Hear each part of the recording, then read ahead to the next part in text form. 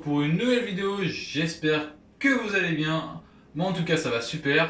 On se retrouve aujourd'hui donc pour un top 10 des fruits du démon les plus puissants. Donc j'espère que ce genre de vidéo vous plaira, bien sûr, n'hésitez pas à le dire dans les commentaires. Et le top 10 sera composé donc des Logia, des Zoan et des Paramecia. Donc commençons le top 10. En 10ème position nous avons le dieu de la foudre Ener, il a mangé le Logia de la foudre, qui se nomme le Goro Goro no Mi. Il permet à son utilisateur de contrôler la foudre, les volts et prendre la forme de qu'il veut quand il est sous sa forme électrique. Mais la raison de sa place ici est qu'il est trop confiant et qui, comme on a pu le voir à Skypiea contre Luffy et qui n'avait jamais reçu de coup et qu'il a reçu des coups face à Luffy, c'est un peu ce qui a fait que sa position est celle-là à ce moment-là. Sans ça, sinon il serait largement dans mon je pense top 5 et ce serait un Logia plus puissant que le Magu Magu no Mi, je pense, de comment il s'appelle, de Akainu. Voilà, en 9ème position, nous avons Lope Lope no Mi, le Paramecia de Bisturi, détenu par Trafalgar Dilo. Ce fruit du démon permet donc de créer une grande sphère d'aura bleue où il pourra modifier tout ce qu'il souhaite dedans, donc les humains et les objets, mais la raison de sa place ici est l'opération de Jouvence. L'opération de Jouvence permet donc de donner la vie éternelle à une autre personne contre la vie de l'utilisateur de ce fruit. Donc après c'est la raison pour laquelle il est en 9ème position. Voilà. En 8ème position, donc nous avons le Pika Pika no Mi de Kizaru. C'est le Logia de la lumière. Et les caractéristiques de ce fruit sont que l'on peut contrôler, créer et devenir la lumière, mais lui permet aussi de se déplacer à la vitesse de la lumière. Mais la raison de sa place ici est que Kizaru est de nature très lent, donc cela rend le pouvoir de ce fruit réduit, et c'est pour ça qu'il est à cette position. En 7ème position, nous avons le Yeye no Mi, le Logia de la glace détenu par Aokiji. Il permet à son utilisateur de créer, contrôler et de devenir de la glace. Ce pouvoir est solide, c'est-à-dire qu'on peut toucher la personne qui a ce Logia. C'est-à-dire que, en fait, mais par contre, il n'a pas de dégâts et il se régénère automatiquement. En 6ème position, nous allons avoir le Magu Magu no Mi. C'est le Logia du magma détenu par Akainu. Donc, comme les autres, c'est un Logia qui permet à l'utilisateur de devenir, de générer et de contrôler le magma à volonté. Il se retrouve devant celui de Aokiji parce que Akainu a gagné contre Aokiji à Punk Hazard. Donc voilà la raison pour laquelle il est là. Donc en 5ème position, nous avons le Tori Tori no Mi, le modèle Phoenix. C'est un fruit du démon de type Zoan mythique mangé par Marco, premier commandant de la flotte de Barbe Blanche. C'est le fruit du démon le plus rare que l'on connaisse. Plus que le Logia, parce qu'il permet, en fait, c'est une sorte de Logia Zoan, on va dire. Il peut soigner ses blessures et donc posséder une très longue vie, sinon être immortel, étant donné que le phénix renaît de ses cendres. Il permet aussi des pouvoirs de régénération et de destruction.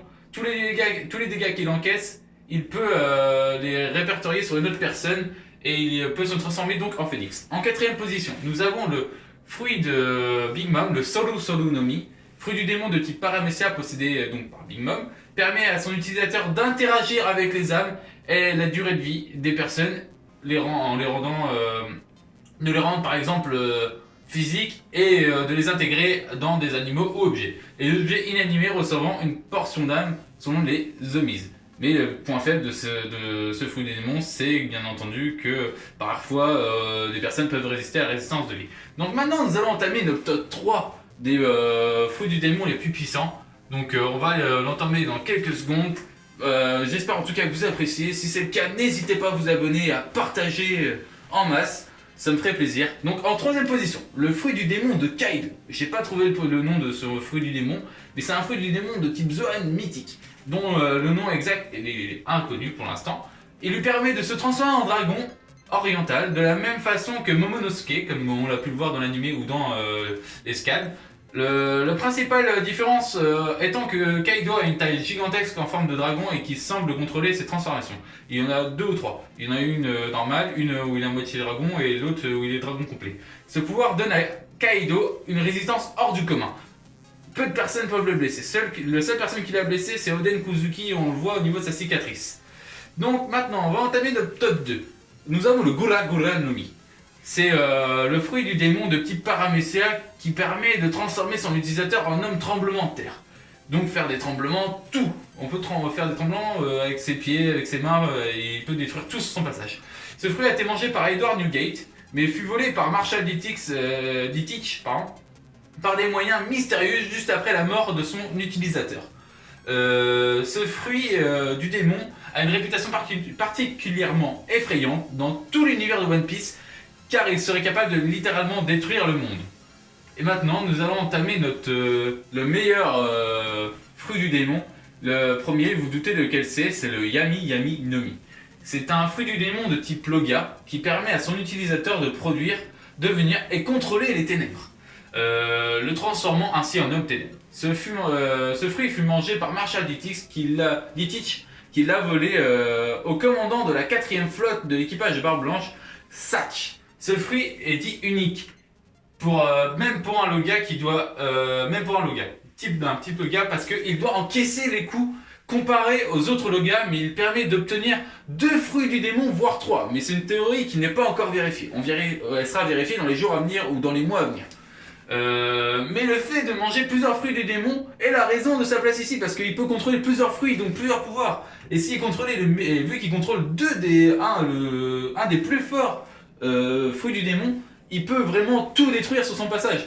Donc c'est la raison de sa place ici. Ensuite, j'aurais pu mettre d'autres fruits du démon comme le Mera Mera Nomi de Sabo et Ace, mais on ne les a pas vu trop combattre avec, donc on ne connaît vraiment pas la puissance de ce fruit du démon, même s'il paraît très puissant. Mais je pense que dans les mois ou années à venir, on pourra voir Sabo vraiment combattre et on pourra jauger le pouvoir de ce fruit et peut-être le placer dedans. Mais vu qu'un ancien utilisateur est mort et n'a pas été vraiment dans les meilleures places des fruits du démon et des utilisateurs de ce fruit, vu qu'il est décédé assez jeune. Maintenant, pour le Gomu Gomu no Mi, en fait, la théorie du deuxième fruit qu'il pourrait manger grâce à son élasticité, mais ça, ce sera vérifié aussi plus tard. Et sinon, il y aura un changement dans ce top 10 des fruits du démon et peut-être des fruits du démon à venir. Donc mes amis Nakama, j'espère que vous avez aimé cette vidéo. Si c'est le cas, n'hésitez pas à vous abonner, à lâcher un like et on se dit à plus. Allez, Jana!